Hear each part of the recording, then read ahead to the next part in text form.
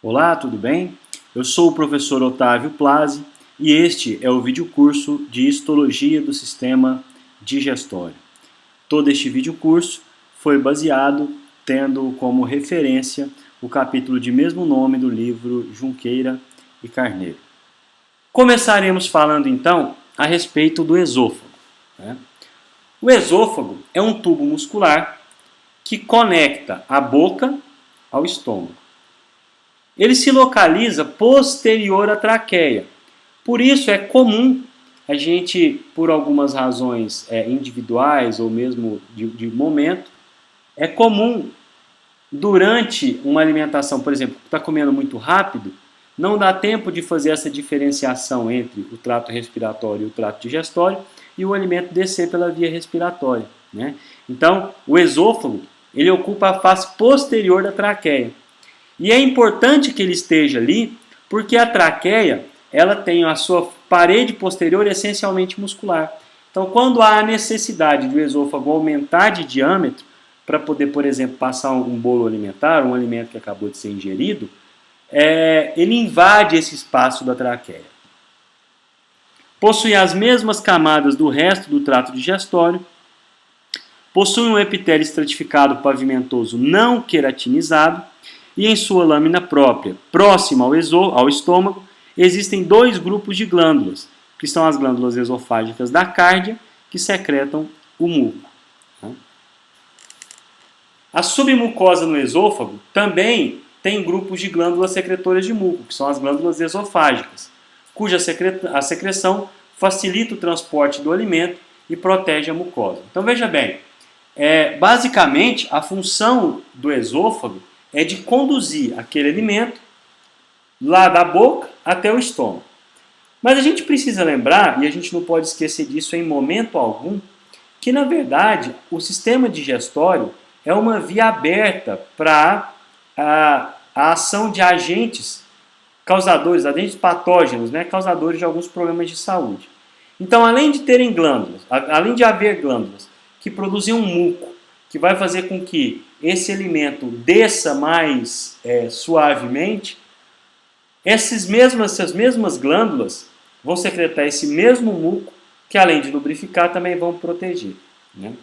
Na porção proximal do esôfago, tem um predomínio de fibras estriadas esqueléticas, né? À medida em que vai descendo e se aproximando do estômago, vai havendo uma substituição da prevalência dessas fibras musculares estriadas esqueléticas por fibra lisa. De tal sorte que na porção média do esôfago tem um misto de fibras estriadas, esqueléticas e lisas. Mas na sua porção mais distal, basicamente célula muscular lisa, que é o que vai acompanhar todo o restante do trato digestório. Então aqui a gente está vendo um corte na região proximal do esôfago, consequentemente a gente vai encontrar músculos estriados esqueléticos na maior parte, um predomínio de músculo estriado esquelético. Aqui nós estamos vendo a camada muscular da mucosa, aqui a gente está vendo a lâmina própria e aqui a gente está vendo o epitélio pavimentoso estratificado. Aqui nós estamos observando a presença das glândulas esofágicas na camada submucosa. Essas glândulas esofágicas da submucosa são as glândulas responsáveis por secretar um muco, que vai vir aqui para a luz do esôfago e que vai, além de lubrificar, proteger o esôfago contra os micro-organismos advindos da digestão. Somente a porção do esôfago que está na cavidade peritoneal, ou seja, na porção abdominal, é recoberta por uma membrana serosa. O restante é envolvido por uma camada de tecido conjuntivo, que é a adventícia, que se mistura com o tecido conjuntivo circundante, né? Lembrando que a membrana serosa que recobre o esôfago é o próprio peritônio visceral. A partir de agora, falaremos do mais conhecido, talvez, né, o mais conhecido dos órgãos que constituem o trato digestório, que é o estômago, né? O estômago, ele é responsável pela digestão parcial dos alimentos e secreção de enzimas e hormônios. A gente tem que lembrar que essa digestão dos alimentos não começa aqui no estômago. Muita gente pensa isso e se esquece que, na verdade, a digestão dos carboidratos já começou lá na língua, lá na boca, né? Sobre a ação de enzimas típicas da saliva que vão começar a quebra, a digestão desses carboidratos, né? Mas essa digestão vai continuar no estômago. Além da continuidade dessa digestão química, o estômago também libera, né, enzimas e hormônios que vão favorecer esse processo de digestão química. Então, basicamente, o estômago ele tem como função, como finalidade, pegar aquele bolo alimentar e transformar numa massa viscosa, que é o quimo, por meio de atividade muscular e química. Então, a digestão química se deve, primeiro, como eu já disse, a digestão dos carboidratos, que foi iniciada na boca, depois, a adição do ácido clorídrico ao alimento ingerido, que vai fazer também, junto com os demais sucos, a digestão parcial das proteínas, em especial a ação da pepsina, e a digestão parcial dos triglicerídeos, no caso as lipases gástricas e linguais. Então, isso aqui, todos esses produtos químicos, todos esses marcadores químicos são substâncias que vão atuar quimicamente em cima do alimento, quebrando as suas moléculas maiores em moléculas menores. E a gente não pode esquecer nunca que o objetivo dessa quebra de moléculas maiores para moléculas menores é a facilitação do processo de absorção dessas moléculas. Macroscopicamente falando, a gente pode marcar algumas estruturas importantes aqui no estômago, só a título de revisão anatômica, né? Então aqui a gente está vendo o estômago in situ, né, localizado na sua posição típica. A gente está vendo aqui a porção abdominal do esôfago, a porção terminal, que entra no estômago na porção cárdica do estômago. A porção cárdica, no fundo da porção cárdica, a gente tem a região chamada fundo do estômago. A maior parte do estômago, tanto da curvatura gástrica maior quanto da curvatura gástrica menor, é o corpo do estômago. E aí nós temos o antro e o canal pilórico. O canal pilórico mais o antro formam a porção pilórica do estômago. Aí nós temos a pequena curvatura e temos a grande curvatura ou curvatura gástrica maior. Se nós fizermos um esquema, fica fácil da gente entender, né? Então aqui a gente tem o fundo, o corpo, o antro, o canal pilórico e a parte pilórica, que é o antro mais o canal, né? E a região cárdia pela proximidade da região cardíaca logo acima. Aqui, incisura angular, o piloro e o início do duodeno, que é o intestino delgado, a primeira porção do intestino delgado. Curvatura gástrica menor, curvatura gástrica maior. É importante que nós tenhamos uma ideia das camadas aqui do estômago, né? Então, olha só. Nós temos uma camada de músculo longitudinal, uma camada de músculo circular, uma camada de músculo oblíquo. Essas três diferenciações de arranjos de musculatura garantem ao estômago um tipo de contração como se fosse uma torção, num sentido como se estivesse realmente triturando esse alimento, batendo esse alimento, misturando esse alimento, né? A gente não pode se esquecer que quando eu falei para vocês lá no comecinho do nosso videocurso a respeito da organização básica do sistema digestório, a gente tinha sempre uma camada longitudinal externa e uma camada circular interna, né? Então é exatamente o que a gente está vendo nessa situação aqui, só muda a musculatura oblíqua, que vai dar maior sustentação e maior força para essa contração estomacal. Do ponto de vista microscópico, o fundo e o corpo do estômago, então vamos ver quais são essas regiões. Olha lá, o fundo e o corpo do estômago são estruturalmente idênticas, do ponto de vista microscópico. Então, a gente precisa relacionar três regiões importantes microscopicamente falando, que são a região da mucosa, da cárdia e o fundo e o corpo, que na verdade, microscopicamente falando, se confundem. Então tá lá, olha, nós estamos vendo aqui um esquema demonstrando a região da cardia, aqui do corpo, mas que é o mesmo do fundo, conforme nós já vimos, e aqui a região do piloro, né, que a gente está vendo aqui no antro piloro. Bom, vamos estudar cada uma dessas regiões isoladamente, mas antes vamos falar a respeito da primeira camada, que é a camada mucosa, que é revestida por um epitélio que invagina no sentido da lâmina própria, formando fossetas gástricas, onde desembocam a secreção de glândulas tubulares ramificadas características de cada região. A lâmina própria é constituída de tecido conjuntivo frouxo, mais células musculares lisas, mais células linfóides. Entre a camada mucosa e submucosa adjacente, existe uma camada de músculo liso chamada muscular da mucosa. Até aqui nenhuma novidade, porque nós já abordamos isso na estrutura geral do sistema digestório, né? Então a gente tem a camada mucosa, tem a camada muscular da mucosa e tem a camada submucosa. É justamente a camada muscular da mucosa que separa a camada mucosa da submucosa. O epitélio que recobre a superfície do estômago e reveste as fossetas é um epitélio colunar simples. E todas as células secretam um muco alcalino composto basicamente por água, 95%, glicoproteínas e lipídios, né? O bicarbonato, que também é secretado por essas células, forma um gradiente de pH que varia de 1 na porção luminal e 7 na porção A7 na superfície celular. O muco estomacal forma uma espessa camada protetora das células contra a acidez do estômago.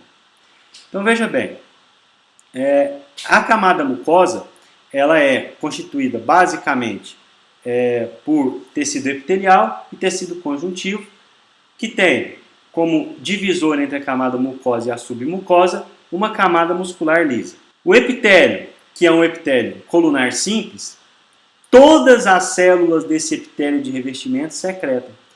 Se você for por curiosidade lá no capítulo de tecido epitelial, mais do Junqueira e Carneiro, mais especificamente a parte em que ele fala do epitélio glandular, nós vamos perceber que o Junqueira e Carneiro ele fala isso inclusive lá.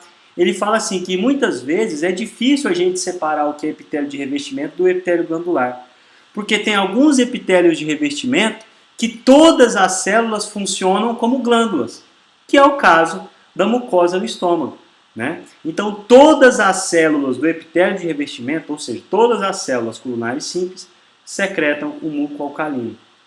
É justamente esse muco alcalino, associado ao bicarbonato, que também é secretado pelas mesmas células, que faz com que haja uma proteção das próprias células, para as próprias células, da acidez típica do estômago, né? E eu já falei por algumas vezes nesse vídeo curso, e vamos repetir ainda por muitas mais, que o estômago, o trato digestório, é uma via aberta, né, para contaminação através de micro-organismos. Para que isso não aconteça, ou para que aconteça num maior grau de dificuldade, tem no estômago, na própria mucosa estomacal, alguns mecanismos de proteção. O primeiro mecanismo de proteção são junções de oclusão entre células superficiais da fosseta. As junções de oclusão, nós já aprendemos na aula de tecido epitelial, que as junções de oclusão, elas vedam e ocluem, elas unem e vedam o espaço entre membranas vizinhas. Se veda esse espaço, dificulta a passagem, a não ser que estes micro-organismos consigam passar pela barreira da própria célula. Mas não passa no espaço entre as células superficiais da fosseta, porque essas junções de oclusão não permitem. Um outro mecanismo de proteção é a rede de vasos da lâmina própria e da submucosa, que vai permitir a nutrição, mas também a remoção de metabólitos tóxicos das células mucosas superficiais, dos restos do metabolismo dessas células. Então, se esse resto de metabolismo ficasse restrito ali naquela região, possivelmente traria alguma alteração bastante significativa ali. Então, o fato de haver esta nutrição nesta região vai fazer com que, claramente, além de levar essa nutrição, essa vascularização, além de levar a nutrição, retira o lixo metabólico. Assim como o ácido hidroclorídrico, que é o HCl, a pepsina e as lipases, tanto a lingual quanto a gástrica, também devem ser consideradas como fatores endógenos de agressão à mucosa estomacal. Então, o próprio muco secretado pelas células do epitélio de revestimento também vão proteger contra a ação dessas enzimas que têm normalmente uma tendência à acidez que prejudicaria essas células. A segunda porção que nós estudaremos, microscopicamente falando, estruturalmente diferente, é a cárdia. A cárdia está localizada na transição, na chegada do esôfago ao estômago, né? É bastante estreita, tem de 1,5 a 3 centímetros de largura, cuja mucosa, contendo glândulas tubulares simples ou ramificadas, chamadas glândulas da cárdia, secretam muco e lisozima, que o muco nós já vimos, que protege tanto e lubrifica, né, o alimento e protege a mucosa, as células típicas da mucosa, e a lisozima, que permite a lise ou quebra das paredes bacterianas, e algumas poucas glândulas também produzem os precursores que formarão o ácido clorídrico. Então tá lá. A gente está vendo essa região da cárdia, que é essa região pontilhadinha aqui, estreita, em torno de 1,5 a 3 centímetros de diâmetro. E aqui a gente consegue entender, olha só, a região da fosseta, que é essa região que está demarcada aqui, com a chave, a junção entre a base da fosseta e a glândula, então isso aqui é a glândula, e aqui é a base da fosseta. Aqui nós estamos vendo a lâmina própria, com glândulas em corte transversal. E aqui embaixo a muscular da mucosa. Obviamente, abaixo da muscular da mucosa, nós teríamos a camada submucosa. Essa estrutura é típica de estrutura da cárdia, né? E a gente viu que tem uma importante função relacionada à proteção, né? Por causa justamente das secreções dessas glândulas. A terceira e última região que pode ser separada microscopicamente é a região do fundo e do corpo, que possui na sua lâmina própria glândulas tubulares, chamadas glândulas fúngicas, né? Nós já percebemos que as glândulas levam o nome da região onde elas se encontram. De 3 a 7 dessas glândulas se abrem na fosseta gástrica e as glândulas possuem 3 regiões distintas, né? São elas o istmo, colo e a base. Então olha só, se nós observarmos, essa é a região do fundo e do corpo que está demarcada aqui. Vamos aumentar essa imagem para que a gente possa entender. Então aqui a gente está vendo as células mucosas de revestimento da própria fosseta, que são essas células aqui, células colunares simples, não é isso? E aqui a gente está vendo a glândula. São glândulas bastante grandes que têm divisão em base, colo e istmo. Então vamos falar a respeito de cada uma dessas regiões. A região do istmo possui células mucosas em diferenciação que substituirão as células da fosseta e as superficiais, células do tronco e células parietais. Então no istmo possui células mucosas em diferenciação, ou seja, células tronco. É justamente essa região do istmo cujas células são células que podem se transformar em outras, que vai promover a substituição de células da fosseta e as células superficiais. Então a gente está vendo aqui, olha, células do istmo, que são células, região do istmo, cujas células são células tronco, capaz de substituir, por exemplo, células da fosseta. A região do colo contém também células tronco, mucosas do colo, que são diferentes das células mucosas do istmo e da superfície, além de células parietais e células enteroendócrinas. Então a gente está vendo aqui a região do colo com os seus diferentes tipos de célula. E a região da base contém principalmente células parietais e zimogênicas, que são as principais, além de células enteroendócrinas. Bom, Otávio, eu não estou entendendo nada. Deixa eu mostrar só aqui para vocês a região da base, mostrando esse tipo de células. Otávio, eu não estou entendendo nada. Você falou um monte de nome de célula e não explicou nenhuma. Então vamos fazer isso agora? Nós já vimos quais são as células de cada região. Então agora vamos nos aprofundar um pouquinho em cada uma dessas células. Bom, nós vimos que as regiões, vamos voltar aqui para a gente relembrar. As regiões do istmo possuem células-tronco. A região do colo também possui células-tronco. O que são células-tronco? São encontradas em pequenas quantidades nas regiões do istmo e do colo. São colunares baixas, com núcleos ovais, próximos das bases das células e, obviamente, como todas as células-tronco, possuem elevada taxa de mitose. Então isso não é novidade. Falou em célula-tronco, obviamente essa célula tem a capacidade de se distinguir em outros tipos de célula, que nós vamos ver quais são, e aí essas células, elas podem substituir células de qualquer uma das camadas, e aí o que acontece? Como ela vai ter que se multiplicar, ela tem elevadas taxas de mitose. Algumas dessas células-tronco repõem células da mucosa superficial, que se renovam inteiramente a cada 4 a 7 dias. Outras repõem células da mucosa do colo, ou células parietais, ou células zimogênicas, ou células enteroendócrinas, sendo estas repostas mais lentamente. Então veja bem, as células do tronco, que estão presentes nas camadas, nas regiões do istmo e do colo, têm a capacidade de substituir as demais células características do fundo e do corpo.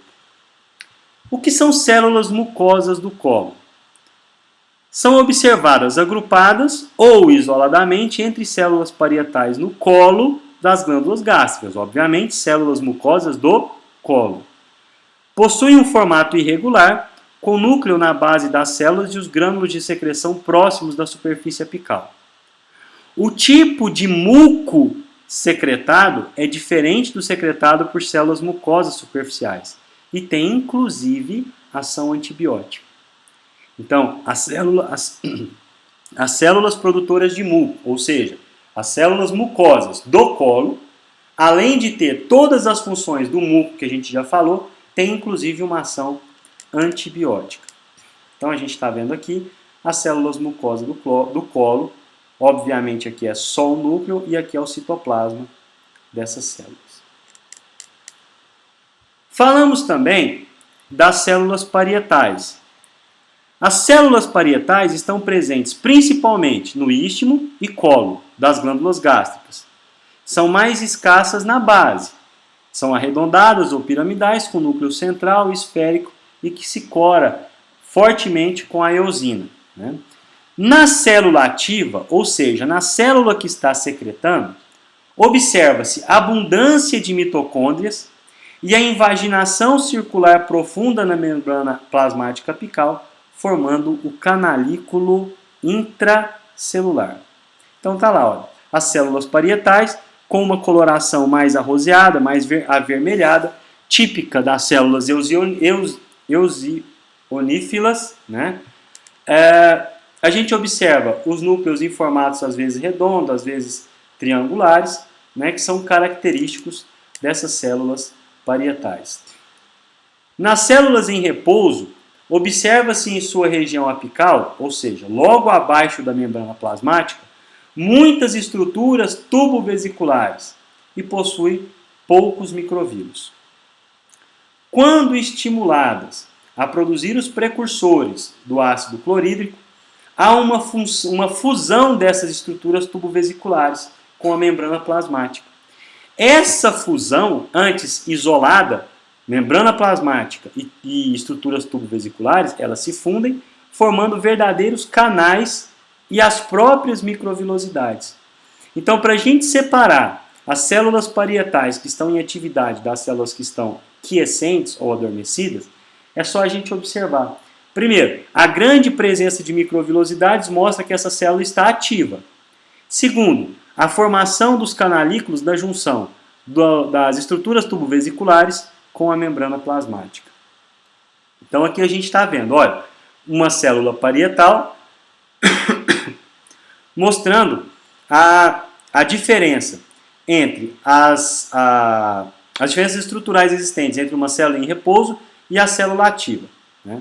Note que as estruturas tubovesiculares, TV, então as estruturas tubovesiculares que estão aqui isoladamente na célula esquerda, no citoplasma de uma célula em repouso, se fundem para formar os microvílos, que estão aqui, olha, que preenchem um canalículo intracelular, que está marcado como IC, que é o espaço por entre os microvílos. Então, aqui a gente tem as estruturas tubovesiculares isoladas, sem a presença de microvilosidades. Isso demonstra que esta é uma célula adormecida ou quiescente. Deste lado, a gente, além de observar as microvilosidades, observa o canalículo, sem contar que a gente observa um exagero do aumento da quantidade de mitocôndrias, né, e das demais organelas características de uma célula ativa. As células parietais, elas secretam o ácido clorídrico, além de secretar cloreto de potássio e outros eletrólitos. Pessoal, nunca se esqueça, todo e qualquer produto secretado por glândulas, onde quer que esteja no trato digestório, o objetivo é promover a digestão química. Não tem outro objetivo senão esse.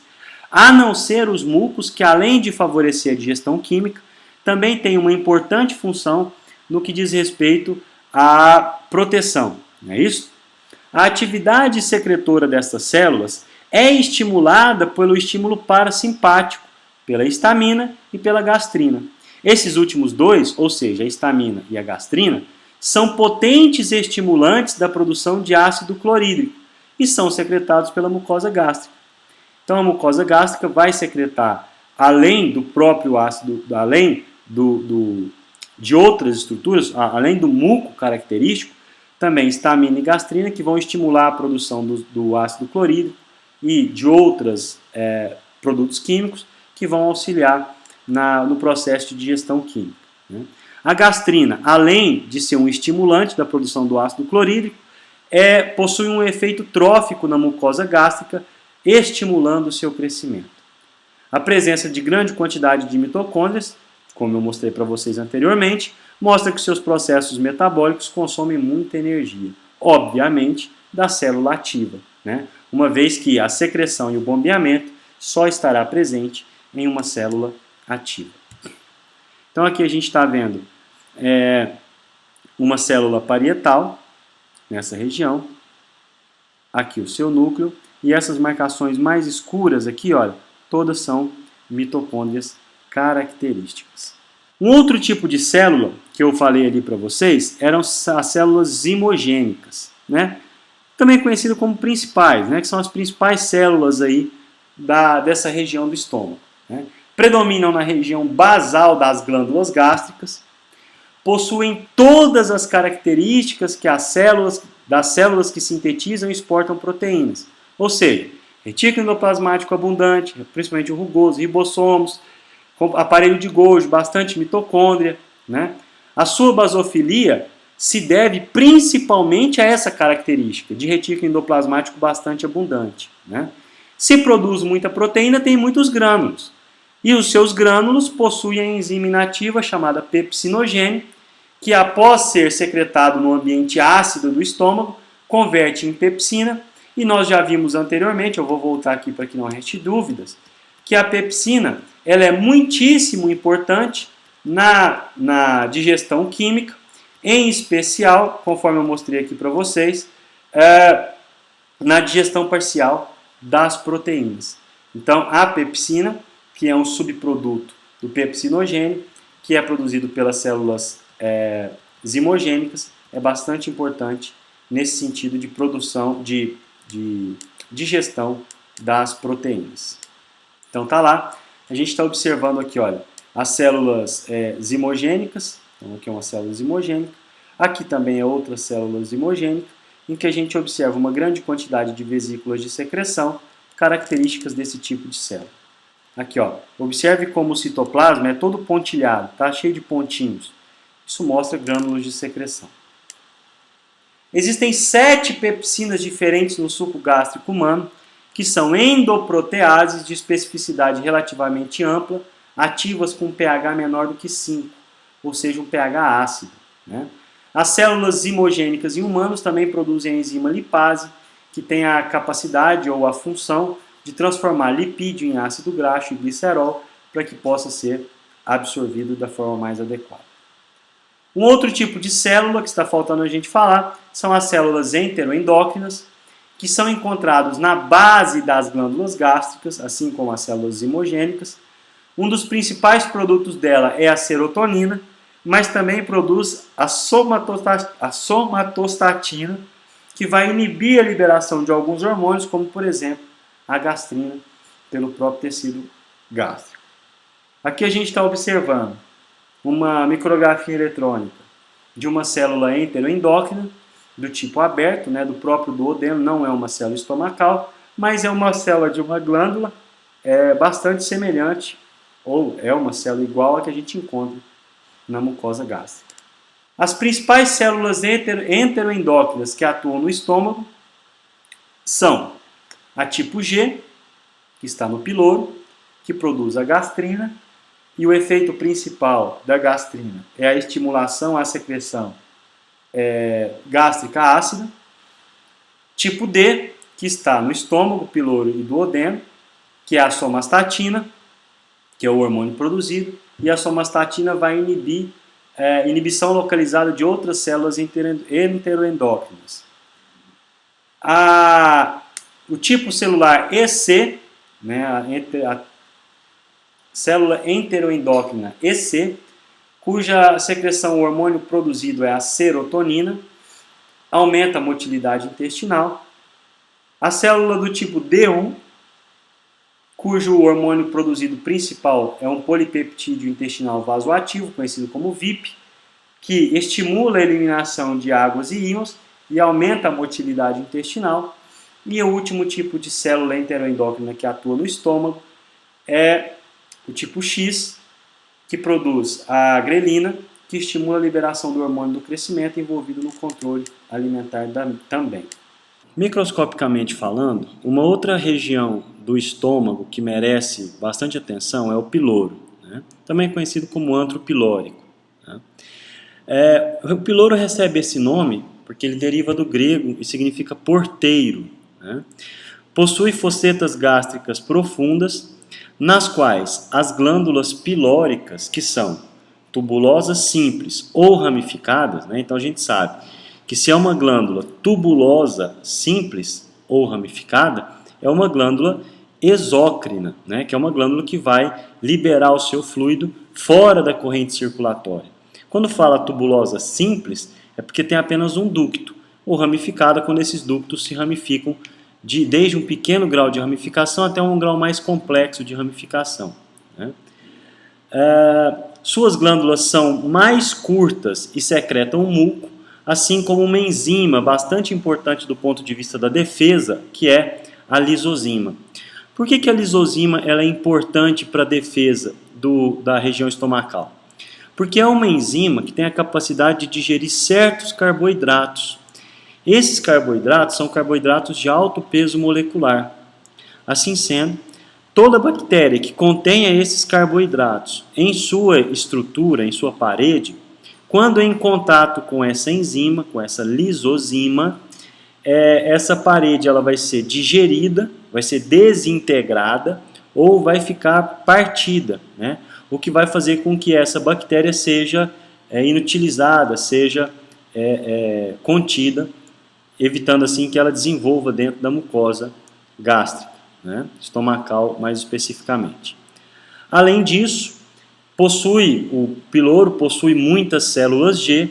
Essas células G são assim chamadas por serem células produtoras de um hormônio chamado gastrina, sendo que a gastrina é um hormônio que tem duas funções básicas. A primeira função é estimular a secreção do suco gástrico, né?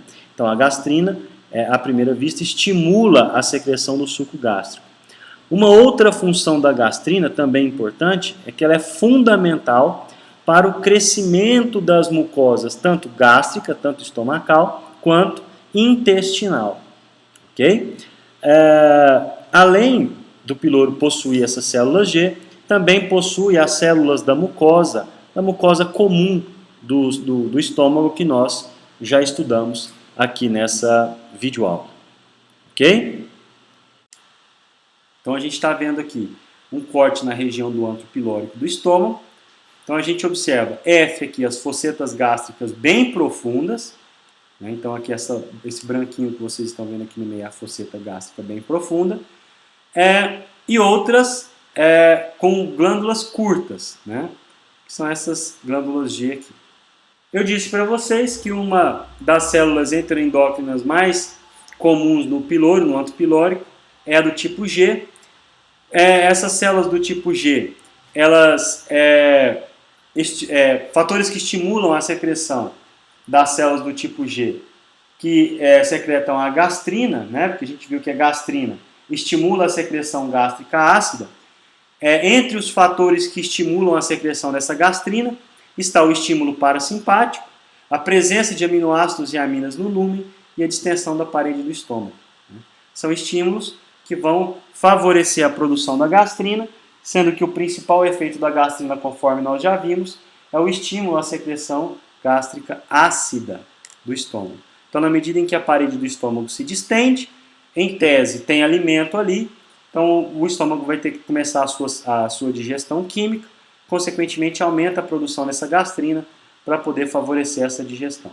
Então, o estímulo à célula G faz com que haja uma elevação na atividade dessas células, liberando gastrina, consequentemente ativando a produção de ácido pelas células parietais e dando início assim ao processo de digestão química, dando continuidade ao processo de digestão química no estômago. Né? Então, nós falamos das camadas mucosas dessas regiões. As camadas submucosas, a camada submucosa é constituída de tecido conjuntivo moderadamente denso, contém vasos sanguíneos e linfáticos, como todas as camadas mucosas, além de células típicas do tecido conjuntivo, né? Fibroblastos e etc.